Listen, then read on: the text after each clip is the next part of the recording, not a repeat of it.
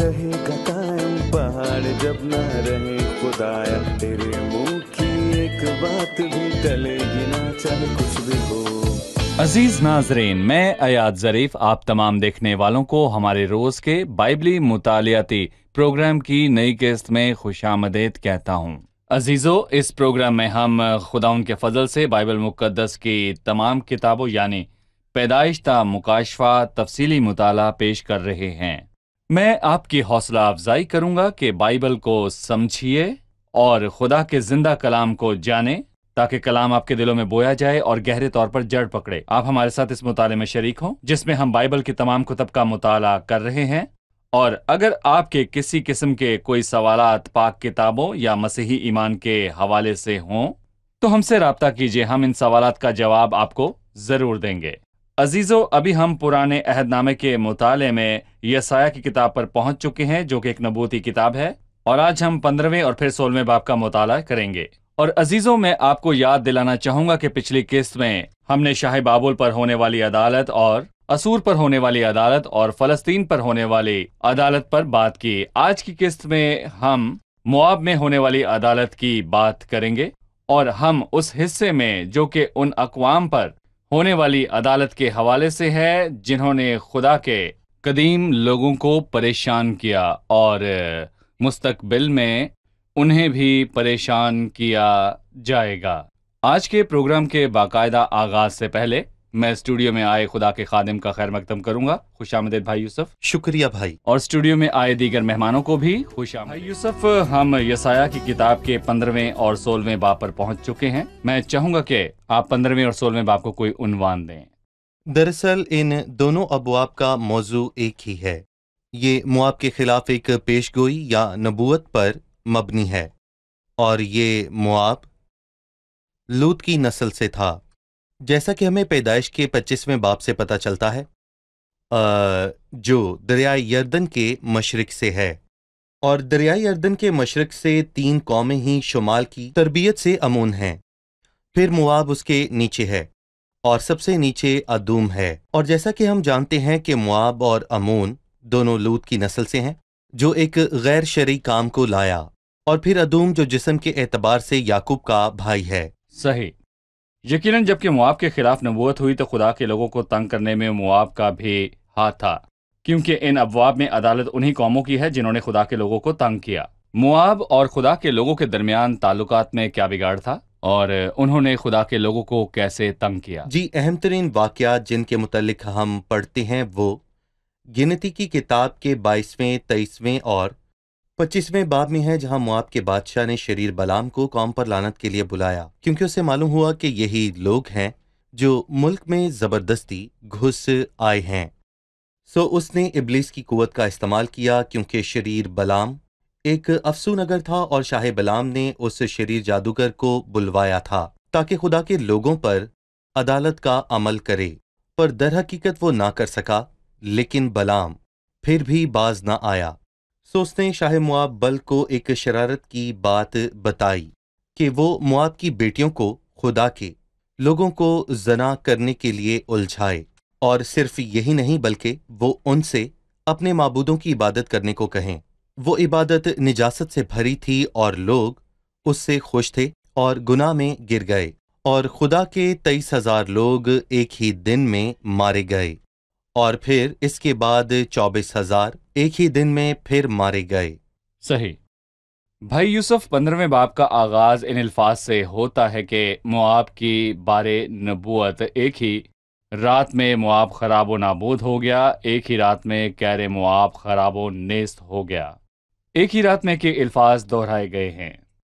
इससे इंसान के इस निज़ाम की और इस दुनिया की कमजोरी जाहिर होती है। एक ही रात में, हम इस रात के मुतालिक बादशाह 21वें बाब में भी पढ़ते हैं, जबकि एक ही रात में ना सिर्फ कीर मुआब, यार मुआब, बल्कि अपने वक्त की सबसे अजीम तरीन सल्तनत जो कि सल्तनत बाबल है, उसे गिराने में कितना वक्त लगा? सिर्फ एक रात, जिसके बारे में वो कहता है, शफीक शाम जिसका मैं आरजुमंद था मेरे लिए खौफनाक हो गई। सो उनके यहाँ जश्न और ज़ियाफत थी और सब कुछ ठीक चल रहा था, कोई मसला ना था। तो क्या हुआ? रात को बेलशज़र मारा गया اور اس वक्त की सबसे बड़ी सल्तनत एक ही रात में मिट गई। जी, उसी रात। बिल्कुल। दूसरी आयत में है, बैत और देबोन ऊंचे मुकामों पर रोने के लिए चढ़ गए हैं। नबू और मीदपा पर अहले मुआब वावेला करते हैं। उन सब के सर मुंडाए गए और हर एक की दाढ़ी काटी गई। वो अपनी राहों में टाट का कमरबंद बांधते हैं और अपने घरों की छतों पर और बाजारों में नोहा करते हुए सबके सब जार जार रोते हैं। शुरुआत में लिखा है कि वो बैत और दिबोन में ऊंचे मुकामों पर रोने के लिए चढ़ गए हैं। यहाँ बैत क्या है? बैत उनके खुदा की हैकल है, क्योंकि वो उस जगह पर जाकर उस माबूद को पुकारते हैं। और मेरा ख्याल है कि हैकल, आपका मतलब देखिए है मैं कि हैकल? कहूँगा कि जब हम अगले बाब की 12वीं आयत पढ़ते हैं तो वहां पर लिखा है, और यूं होगा कि जब मुआब हाजिर हो और ऊंचे मुकाम पर जाकर अपने आप को थकाए बल्कि अपने मब्द में जाकर दुआ करे तो उससे कुछ फायदा ना होगा। सो वो मुसीबत के वक्त किसके पास जाएंगे? वो अपने खुदा के पास जाएंगे, लेकिन वो खुदा बुत है, बुत जो सुनता नहीं, और वो जो उनके लिए मदाखलत नहीं कर सकता। नहीं, सही। जुग्राफी मुकामात के हवाले से जिन पर मुआबी वावेला कर रहे थे, उसने कहा नबू और मीदबा। आपको याद है, नबवा पहाड़ है जिस पर मूसा ने खड़े होकर सबसे पहले दूर से वादे के मुल्क को देखा था। लेकिन यहाँ मुआबी लोग भी उसी पहाड़ पर खड़े हैं और रोते और वावेला करते हैं। सही। मैं चाहूंगा कि आप रूह को तस्कीन और खुशी देने वाली बातों, जो आम तौर पर लोगों को खुशी देने वाली बातें हैं, और गम और उदासी लाने वाली बातों के दरमियान मुआजना करें। मूसा की अजमत, जिसे खुदा बन्नू के पहाड़ों पर लाया और वहां से उसे वादे की सरजमीन दिखाई, उसकी अजमत एक ही लफ्ज में सिमट आई जो इब्रानियों 11 में 3 बार दोहराया गया कि ईमान से मूसा ने। दरअसल ईमान से मुराद है कि खुदा से आपका ताल्लुक, खुदा से हटकर किसी और खुदा में पनाह लेना, भले ही वो खुदा कहलाता हो तो भी। लेकिन मैं यहाँ पर कहूँगा कि वो खुदा नहीं, वो खुद को नहीं बचा सकता और ना ही औरों को बचा सकता है। उन पर तकिया करना ऐसा ही है जैसा खुदा यर्मिया में कहता है कि शिकस्ता हौज जिनमें पानी नहीं ठहर सकता। जरूरत के वक्त आप उस हौज में देखते हैं ताकि पीने को कुछ पानी मिले, पर वो टूटा है, उसमें पानी नहीं ठहर सकता और आपकी प्यास नहीं बुझती। सही। भाई यूसुफ, क्या ये अदालत माजी में वकू में आ चुकी है या मुस्तकबिल में वकू में आएगी? और अगर वो माजी में वकू में आ चुकी है तो हम जानना चाहते हैं कि कब और कैसे। जी, ये माजी में हो चुका है, और ज्यादातर शाह बाबल नबूकदनजर के जरिए से, जिसने किसी कौम को ना छोड़ा, उसने बहुत सी कौमों को जलील किया। और मुस्तकबिल में इन लोगों की अदालत खुदा के लोगों के हाथ से की जाएगी। और मैं कहूँगा कि हम 11वें बाब में ये पढ़ते हैं, जब वो उसकी 14वीं आयत में कहता है, और वो मगरिब की तरफ फलिस्तियों के कंधों की तरफ झपटेंगे और वो मिलकर मशरिक में बसने वालों को लूटेंगे। मशरिक के लोग यानी हमारा खिता जिसकी बात हम कर रहे थे, और अदूम और मुआब पर हाथ डालेंगे और बनी अमून उसके फरमाबरदार होंगे। सो मुस्तकबिल में वो शुमाल के बादशाह के हाथ से मिटाए जाएंगे, और हम दानियल की किताब के 11वें बाब से ये समझते हैं, वो शुमाल के बादशाह के आगे से निकलकर बच जाएंगे। मुआब, अमून और अदूम बच निकलेंगे। वो जो उनको हलाक करेंगे वो लौटकर आने वाले होंगे, खुदा उनका रहनुमा होगा। सही। मैं 5वीं आयत पर गौर करना चाहूंगा, चूंकि ये इस कौम की तरफ से रास्ते से की जाने वाली अदालत है। लेकिन 5वीं आयत है कि मेरा दिल मुआब के लिए फरियाद करता है। उसके भागने वाले जुगर तक, उजलत सलीशिया तक पहुंचे। हाँ, वो लुहीत की चढ़ाई पर रोते हुए चढ़ जाते। ये कौन है जिसका दिल मुआब के लिए गमजदा और उदास है? खुदा का नबी जो खुदा के दिल की बात कहता है। खुदा जो कहता है कि शरीर के मरने से मुझे कुछ खुशी नहीं। जैसा कि लोगों को लगता है कि खुदा उदास करने वाला या भला खुदा है, दर हकीकत ये वो दोनों ही नहीं है। बहरहाल वो उदास करने वाला हरगिज नहीं, और वो इस तौर पर भला नहीं है कि वो गुनाह को बेसजा छोड़ दे। इसका ये मतलब नहीं है कि जो अबवाब हमने पढ़े उनमें पहले खुदा के लोगों पर अदालत की गई, और हम दूसरे बाब की 12वीं आयत में यह पढ़ते हैं कि अक्सर खुदा के लोगों पर ही अदालत की गई, और फिर 13वें बाब में बहुत सी कौमों पर अदालत शुरू हुई, और 13वें बाब से ही بہت سی قوموں پر عدالت شروع ہوئی۔ وہ غمگین ہوتا ہے، اسے شریروں کی موت سے کچھ خوشی نہیں، لیکن اس کے باوجود عدالت ہے۔ جب ہم 16ویں باب کی 9ویں آیت کو پڑھتے ہیں، پس میں یزر کے آہو نالے سے تاک کے لیے زاری کروں گا، یہاں جو رویا وہ نبی ہے۔ نبی خدا کی نمائندگی کرتا ہے، خدا کو جی، ظاہر اور خدا کے کرتا ہے، جذبات خدا کی۔ کے جذبات کی۔ وہ خدا جس نے حزقیل 8 میں شاہ سور پر نوحہ کیا، اور شاہ اسور جو کہ شیطان کو پیش کرتا ہے، اور وہ خدا جس نے داؤد کو ساؤل پر نوحہ کرنا سکھایا، اور اس نے یہودا کے بیٹوں کو مرثیہ گانے اور شریر ساؤل پر نوحہ کرنے کو کہا۔ مطلب خدا کو شریر کی موت سے کوئی خوشی نہیں، بلکہ اسے آسمان پر اس گناہگار کی توبہ سے خوشی ملتی ہے۔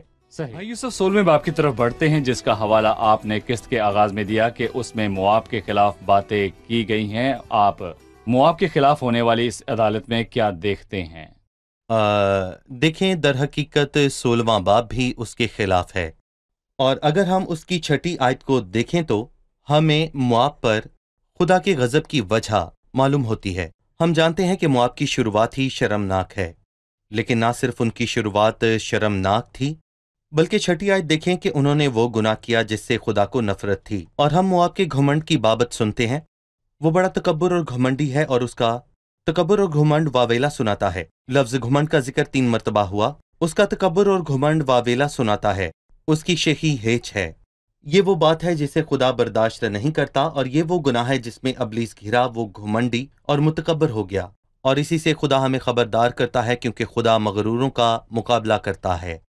ان کی شروعات شرمناک تھی تو بھی وہ مغرور تھے۔ وہ کس قدر گھمنڈی تھا، ہم نے مواب کے گھمنڈ کی بابت سنا کہ وہ بڑا گھمنڈی تھا۔ اور جب ہم یرمیہ کے 48ویں باب پر جاتے ہیں تو وہ اس قوم کی ایک اور برائی بتاتا ہے۔ مواب بچپن ہی سے آرام سے رہا ہے، اور اس کی تلچھٹ تانشین رہی، وہ نہ ایک برتن سے دوسرے برتن میں انڈیلا گیا، اور نہ ہی وہ اسیری میں گیا، اور یہ باتیں لوگوں میں اور قوموں میں ایک طرح کا غرور پیدا کرتی ہیں، کیونکہ کچلنے والے حالات کچل دیتے ہیں اور اسے احساس دلاتے ہیں کہ وہ کچھ نہیں ہے۔ ان کے ساتھ ایسا کچھ نہ ہوا، نتیجہ یہ ہوا ان میں غرور آیا جس سے خدا کو نفرت ہے۔ صحیح، تو اس قوم میں غرور تھا جس کے سبب سے خدا کی عدالت ان پر آئی۔ آپ مجھے فضل کی صورتوں میں سے ایک کے متعلق بتائیں جس نے مواب کا پیچھا کیا، جیسا کہ روت کی کتاب میں ہوا۔ دیکھیں، مواب، اور ہم روت کی کتاب میں ایک خاکہ بھی دیکھیں گے، لیکن جہاں تک آپ کے سوال کا تعلق ہے تو یہاں ایک حیرت کن مقدس خاتون ہے، اور بائبل کی بہترین جوان عورتوں میں سے ایک، یعنی کہ روت موابی، جو مواب سے لوٹ آئی، اور میں یہ سوچتا ہوں کہ اس نے مواب کی زندگی کے سوا اور کچھ نہ دیکھا تھا۔ گویا وہ کہنا چاہتا ہے کہ وہ مواب میں تو تھی، لیکن وہ مواب سے نہیں تھی۔ اس نے خدا سے پیدا ہونے کے وسیلے وہ کردار حاصل کیا جو موابیوں میں نہ تھا۔ بہرحال اس میں حلیم، ایمان، پختگی اور عزم جیسی خصوصیات پائی جاتی ہیں۔ اس میں حیران کن صفات موجود تھیں جو داؤد کی دادی تھی، جو کہ روت موابی کہلاتی ہے۔ صحیح، وہ جو کی فصل کی کٹائی کے وقت لوٹ کر آئی، یعنی فضل اور برکت کے وقت۔ یقیناً حاضرین کے پاس اس حصے سے متعلق سوال ہوں گے، آئیے لیتے ہیں ان کا سوال۔ 16ویں باب کی پہلی آیت، صلاح کے بیابان کی راہ دختر، سیون کے پہاڑ پر ملک کے حاکم کے پاس برے بھیجو۔ لفظ برے سے کیا مراد ہے؟ ملک کے حاکم کے پاس برے بھیجو سے کیا مراد ہے؟ ایک تاریخی اطلاق ہے اور دوسرا نبوتی اطلاق ہے۔ جی، اور ہم خدا کے کلام کے 2 ابواب سے تاریخی اطلاق کو سمجھ سکتے ہیں۔ دوسرا سیمول، جہاں داؤد کے متعلق لکھا ہے، اور داؤد نے دارالحکومت کی عنان فلسطینیوں کے ہاتھ سے چھین لی، اور پھر وہ کہتا ہے کہ یوں موابی داؤد کے خادم بن کر ہدیے لانے لگے۔ پھر داؤد نے موابیوں کو محکوم کیا اور انہوں نے اسے نذرانے پیش یعنی کیے۔ تحفے۔ جی ہاں، جیسا کہ اس دور کے لوگوں کی روایت تھی۔ اور جب ہم دوسرے سلاطین کی کتاب کے 3 باب کو دیکھتے ہیں تو لکھا ہے کہ موابیوں کا بادشاہ میسا بہت رکھتا تھا، اور اسرائیل کے بادشاہ کو 1,00,000 بروں اور 1,00,000 مینڈھوں کی اون دیتا تھا۔ یہ بھی ایک تحفہ ہے، اور یہاں وہ انہیں یہی بات یاد دلاتا ہے کہ ملک کے حاکم کے پاس برے بھیجو۔ बहरहाल ये तो रहा तारीखी इतलाक, लेकिन नबूती इतलाक क्या है? दरअसल बर्रे जो के दीनदार ईमानदार कौन है? मैं कहूँगा कि वो दीनदार बकिया है। पर गालिबन जब झूठा नबी पूरे मुल्क पर कब्जा कर लेगा तो मुआब का खत और कोहे शेर बचकर भागने की करीब तरीन जगह होगी। पतर और ऐसी जगहों पर जाकर वो दरअसल पनाह लेंगे। और फिर जब झूठे नबी की तरफ से होने वाली तबाही और बर्बादी माकूफ हो जाएगी तो जो पहली आयत में लिखा है पूरा होगा कि मुल्क के हाकिम के पास बर्रे भेजो जो कि दीनदार बकिया है जो तुम्हारे दरमियान परदेसी है। और जब हम चौथी आयत पढ़ते हैं तो हमें मजीद वजाहत मिलती है। लिखा है कि मेरे जला वतन तेरे साथ रहें, और एक और तर्जुमे में लिखा है कि मेरे जला वतन तेरे साथ रहें ए मुआब। सो मुआब के जला वतन झूठे नबी से बचकर भागें तो वो कहाँ जाएंगे? वो मुआब में जाकर छुप जाएंगे और वहां परदेसी होंगे। वो तुम में परदेसी हों और उन्हें कबूल करना और उनकी खातिर करना। वो दीनदार और कीमती हैं, और जो कुछ तुम उनसे करवाओगे तो उनसे नहीं बल्कि बादशाह से करवाओगे। वो दाहिनी तरफ के बरों से कहेगा कि मैं भूखा था, तुमने मुझे खाना खिलाया, और मैं प्यासा था, तुमने मुझे पानी पिलाया। उन गरीबों और बरों के साथ भला करो, और मत भूलो कि अजीम चरवाहा फक्त सिर्फ अजीम चरवाहा नहीं। और 5वीं आयत में लिखा है, यूं तख्त रहमत से कायम होगा और एक शख्स रास्ती से उस पर जुलूस दाऊद फरमाकर के अदल की खैमे पैरवी में। करूंगा। और जब वो अजीम बादशाह तख्त पर बैठेगा तो वो उस मेहरबानी को ना भूलेगा जो तूने की, और उस दीनदार बकिया के साथ जो उस पर ईमान लाए। सही। मेरा सवाल 16वें बाब की चौथी आयत से है, जिसके मुताबिक एक वक्त आएगा कि सितमगर मौकूफ होंगे और गारतगरी तमाम हो जाएगी और सब जालिम मुल्क से फना होंगे। साथ ही 5वीं आयत में यह भी लिखा है कि एक काजी दाऊद के खैमे में उस पर जुलूस फरमाकर अदल की पैरवी करेगा और रास्तबाजी पर मुस्तैद रहेगा। मैं जानना चाहूंगा ये कब होगा? हम मौजूदा दौर में तो ऐसा होते नहीं देखते। सही। भाई यूसुफ, क्या तारीखी तौर पर ऐसा हो चुका है या मुस्तकबिल में जी, होना जो आयत बाकी 16 है? का मरकज है कि जब सितमगर माकूफ होंगे। हमें पिछली आयत पढ़नी जी। चाहिए। हमें ये देखना है कि जब लफ्ज क्यों का इस्तेमाल हुआ, मेरे जलावतन तेरे साथ रहें। तू मुआब को गारत गरोह से छुपा ले। गारतगर शुमाल का बादशाह है, वो भाग कर तेरे दरमियान आकर छुप जाएं।